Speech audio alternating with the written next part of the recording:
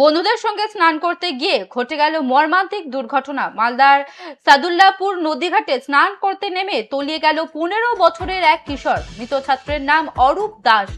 রবিবার বন্ধুদের সঙ্গে ভাগীরথী নদীতে স্নান করতে গিয়েই সে নিখোঁজ হয়। দীর্ঘ তল্লাশির পর সোমবার সকালে নদী থেকে উদ্ধার হয়েছে তার নিথর দেহ। মালদা টাউন হাই স্কুলের 10ম শ্রেণীর ছাত্রের এই অকাল মৃত্যুতে শোকের ছায়া নেমে এসেছে গোটা এলাকায়। পরিবারের একমাত্র ছেলেকে হারিয়ে কান্নায় ভেঙে পড়েছেন পরিজনরা।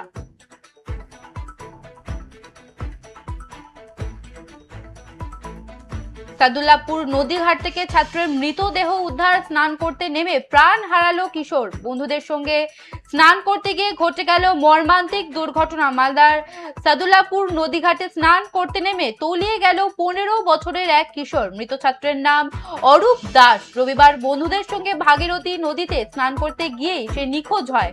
দীর্ঘ তল্লাশির পর সোমবার সকালে নদী থেকে উদ্ধার করা হয়েছে তার নিথর দেহ। মালদা টাউন হাই স্কুলের 10ম শ্রেণীর ছাত্রের এই অকাল মৃত্যুতে শোকের ছায়া নেমে এসেছে গোটা এলাকায়। পরিবারের একমাত্র ছেলেকে হারিয়ে কান্নায় ভেঙে পড়েছেন পরিজনরা। 15 বছর বয়স, ক্লাস ছিল। সবাই একসঙ্গে স্নান করতে দিয়ে ডুবে যায় জলে। তো কালকে খোঁজাখুঁজি করেও পাইনি, আজকে অনেক খোঁজার পরে চেষ্টা করে তারপরে পেল। এখানকার লোকাল ছেলেই পেল। আচ্ছা, আর কারা কারা উপস্থিত ছিল প্রশাসনের পক্ষ থেকে? কেউ এসেছিল? সিভিল ডিফেন্স ছিল, সেন্ট্রাল ফোর্স ছিল, আমাদের রাজ্য পুলিশ ছিল, সবাই ছিল। ডুবুরিও ছিল। তারা খোঁজাখুঁজি করেছে? তারাও খোঁজাখুঁজি করেছে, অনেক চেষ্টাই করেছে।